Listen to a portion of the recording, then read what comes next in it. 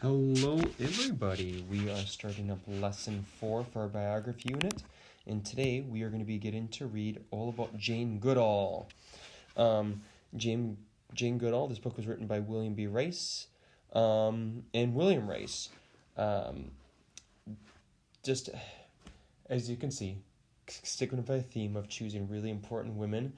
Jane Goodall is probably somebody who's a little bit more well known. I'm sure some of you have heard of her. If not, I hope you really enjoy this today. But Jane Goodall had a passion to learn about animals. Readers will learn all about her adventurous life among chimpanzees, and you can see, and it says other animals too. But I'm going to be going into. Oh no, there it is. Where's my? Oh, there we go. On the wrong page. Going into our goals here. So just like the last 3 lessons, always we have 2 goals. And like with every lesson for this biography unit, we will always have a reading goal and a social studies goal. So we're going to start it right here for reading. And I can determine, ready?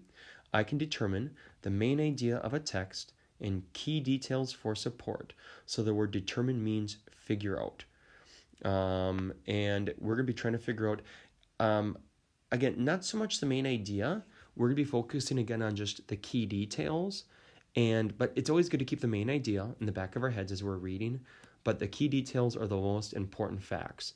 And we're going to be using this to then do our social studies goal. And let's read it. I can explain. Ready?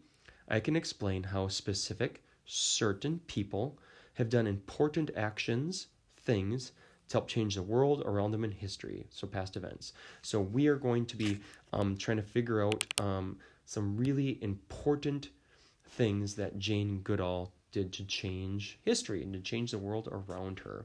Now, as we are reading this book, I'm going to be walking you through this graphic organizer. Now, you've already gone to this, but we are doing biography lesson 4, learning about an important historical person.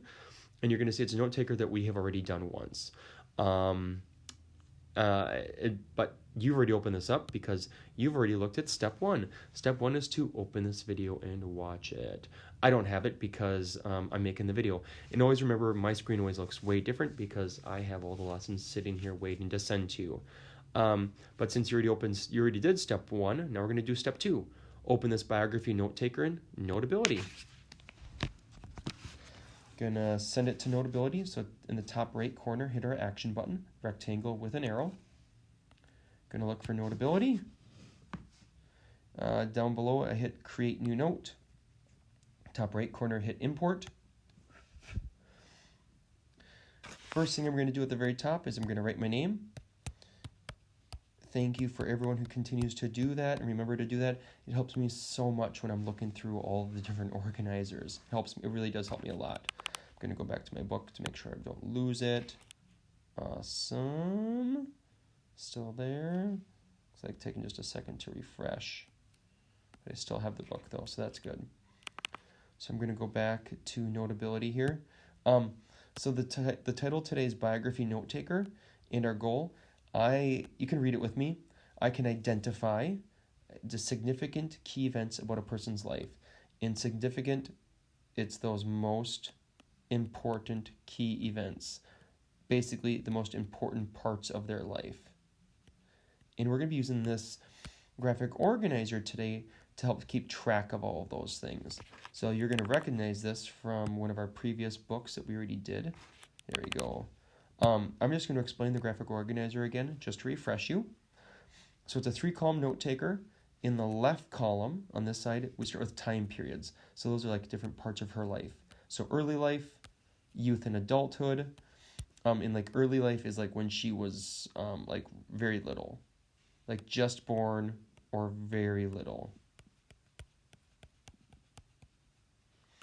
Youth and adulthood, that's like when she was a kid up through really kind of like young adult. Kind of like as she's like kind of finishing up school. Big challenge, those are like, what are the big problems that she has? Her big struggles. Achievement, those are like, what are the good things that happens to her? because of all of her hard work that she does.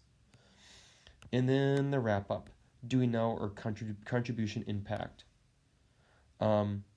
Basically, a way to kind of think about that too is changes she made. And so that's what all those different sections are all about. I'm going back to my book quick. So as you are using this organizer for your own book, because your assignment today, you are going to read the biography I assigned you on Kids A to Z. You will do your own sheet for your biography book on Kids A to Z, and then you will do your quiz. But I'm going to be using this just to kind of show and explain how this works. So you can come back and watch this video again just to help and get those, like what those different parts mean.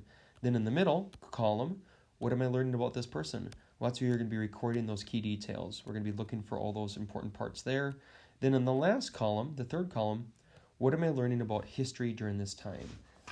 In each of these books that we've read so far this week, we're learning that history is very different, or I guess like things were very different at during those times of those books. Like the previous lesson about Susan B. Anthony, women had far fewer rights than men did, and Susan B. Anthony worked hard to get voting rights for women. So that's a big difference compared to now. So we're just going to think about these questions as we get into the book. So I'm going to start reading the book a little bit, and then I'm going to stop, and then we'll come back and see what notes we can add to it. But we're really going to be kind of starting with her young life. But let's start here. Living a dream. Do you have a dream? When Jane Goodall was a young girl of 11, she dreamed of going to Africa. She even thought that she might like to live there one day. So she shared her dream with her mother. Jane's mother told her that if she really wanted something, worked hard and never gave up, she would find a way. That's just what Jane did. When she grew up, she remembered what her mother told her. She focused on going to Africa, and she made her dream come true. Jane's mother was always her biggest supporter. Early years. Jane Goodall was born in London, England on April 3rd, 1934. She grew up in a large house in Bournemouth, a little seaside town in England. Jane and her younger sister Judy. When Jane was young, her parents were divorced. Jane lived with her mother, her younger sister Judy, her grandmother, and two of her aunts. Together, they were a happy, loving family. So this kind of just shows England, big city of London, and that shows where Bournemouth was. Jubilee. When Jane was a very little girl, her father gave her a toy chimpanzee. She named it Jubilee after a famous chimp living in the London Zoo at the time. Jane loved the toy and still has it. Today, Jubilee sits on a special chair in Jane's home in England. Jane loved to be outdoors and went there as often as possible. She especially loved all the animals there. When Jane was just 18 months old, her mother found her in her bed with a bunch of earthworms. Her mother did not get upset. She has told her tiny daughter that the worms should be put back outside on the ground so they could keep on living. Family pets. Do you have any family pets? Jane's family had quite a few. One of her favorites was a dog named Rusty. Jane played with and helped to take care of all of the pets. When Jane was 4 years old, she visited a farm. While there, she became curious about where eggs come from. How could an egg come from a chicken? She couldn't see any hole that was big enough for an egg to pass through. She asked the grown-ups about it, but no one gave her a good answer. So, she hid in a henhouse for several hours to find out for herself. When she finally saw a chicken lay an egg, she excitedly ran to her mother to tell her what she had seen. Even when Jane was a little girl, she knew that with patience, she could find the answers she wanted. Alone in the trees. When outdoors, Jane especially enjoyed climbing trees. While there, she would sit quietly reading books or looking at the world around her. Sometimes she would just daydream about growing up, traveling the world, and working with animals. All this quiet time alone in the trees helped prepare Jane for her future life's work. So I'm going to stop the video here, but I'm going to go back to the note taker quick. So I'm going to be coming back and trying to start to add some details about her early life, even into her youth and adulthood. So just think about what you want to add for those parts.